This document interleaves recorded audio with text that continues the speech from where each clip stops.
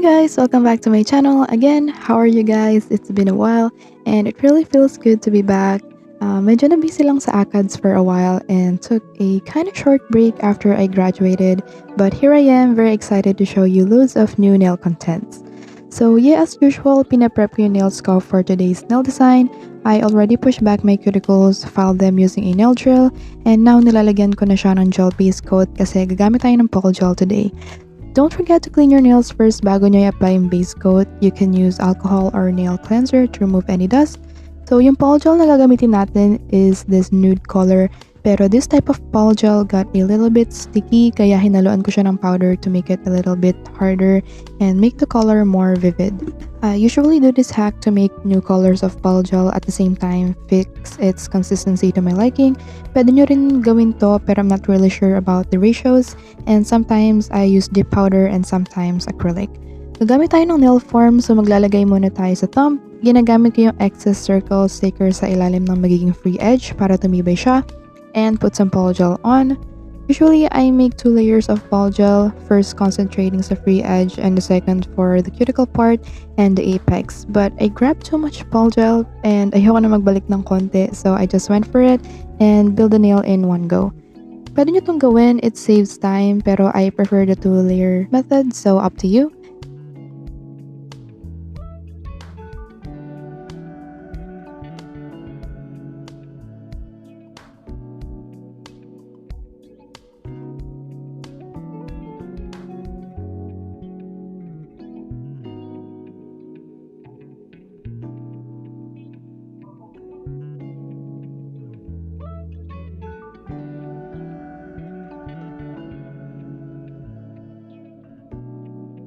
And let's cure that for 60 seconds.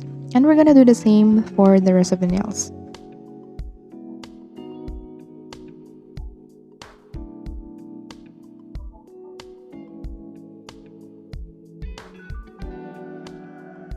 For this nail, kumuha muna ako ng konting polygel para magawa ko yung sinasabi kong 2-layer method. So, ilalagay ko siya sa bandang dulo ng nail to build the extension and focus on the shape para less filing tayo later.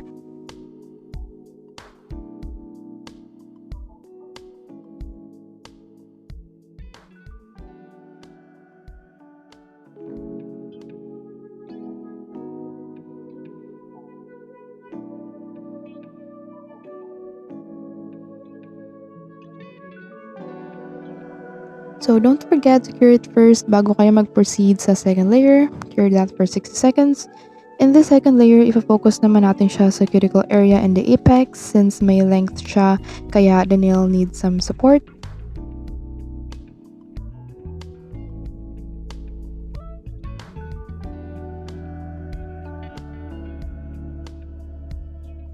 Important din not to flood the cuticles. I remember in my old videos, di ba ako ganun kasanay. So, flood talaga yung cuticles and I just file it off. And it took a lot of time and nag-lift din siya.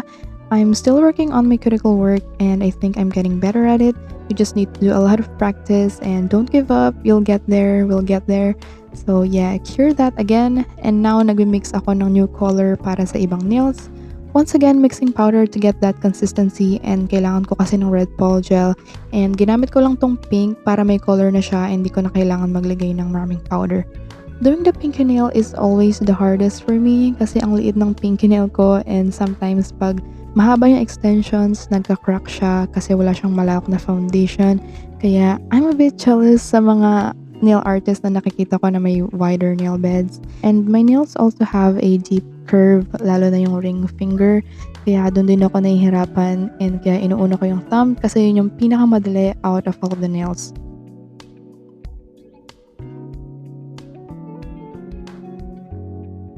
Coffin is my go-to nail shape, so yun yung shape na gagawin natin ngayon. So after laying down all of the nails with polygel, pwede tayo mag-file but before that, remove the sticky layer with alcohol. I use the handle first to crispen up the shape and the form and later on use a nail drill to smoothen it out.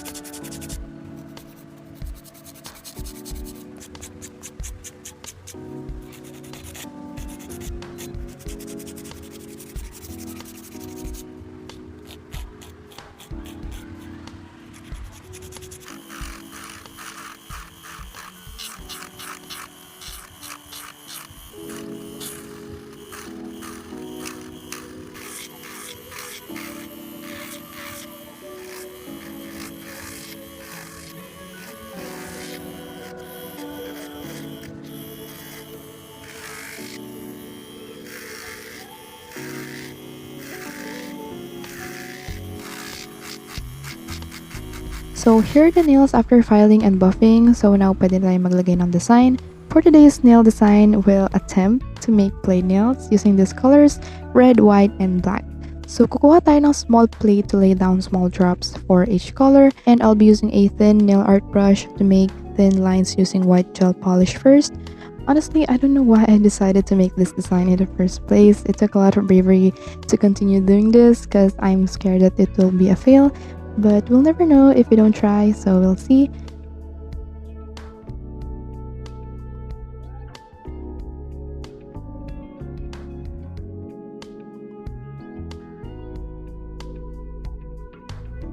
My nail drawings need improvement, especially drawing straight lines, so I'm really scared for this one. So ito yung first line na nagawa ko. I'm just gonna cure that para hindi na siya magalaw and masira and all my hard work not to go to waste. And let's make another line. Basically, ito yung mahirap sa Plaid design kasi kailangan mo gumawa ng maraming lines to get that parang checkered look. So I was also curious if magiging easier ba yung application ng lines pag may smooth base. So nilagyan ko siya ng base coat and the brush strides so smoothly, and it really was easier for me than drawing on the filed polygel alone. I don't know if it's a thing kasi may nakikita ako na nagne-nail design without any base coat and it still looks good. But I remember that I saw this hack na yun nga, apply some base coat to have a smoother finish and a smoother base to draw on. So here's the thumb. It really looks good, so I'm gonna secure that by curing it under the lamp and proceed with drawing on the other nails.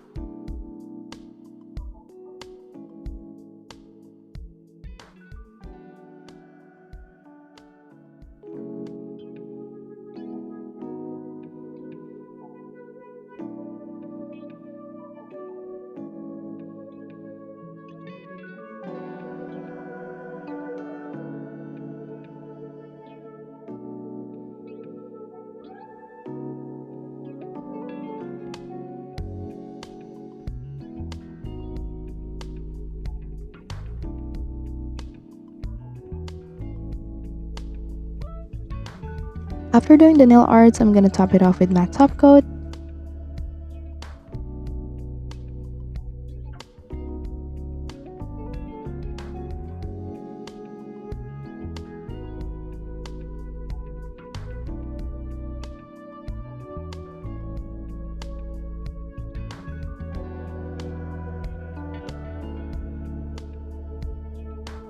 And then apply cuticle oil. So here's the final look. Wow, I love it so much. Di ko ina-expect na kaya kong i-pull off tong design na to. So I'm so happy that I tried it. Minantain ko na glossy yung gold kasi yun yung accent nail natin. Pero I think nangingibabaw pa rin sa akin yung Plaid nail, which is so pretty. This just gives me more confidence to try difficult designs in the future. Anyway, I have a lot of stuff I bought that I haven't tried yet. And if you follow me on Instagram, I posted on my story that I recently bought a nail table and I'm super excited to try a new setup.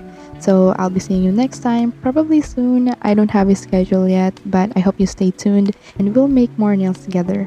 So I hope that you guys enjoyed this one. I miss saying this. Don't forget to give this a thumbs up. Comment down below suggestions on what I should do next. Also follow me on Instagram and on TikTok at Happy Fingers. And if you're new here, subscribe to my channel, turn on my post notifications, and I'll see you on the next one.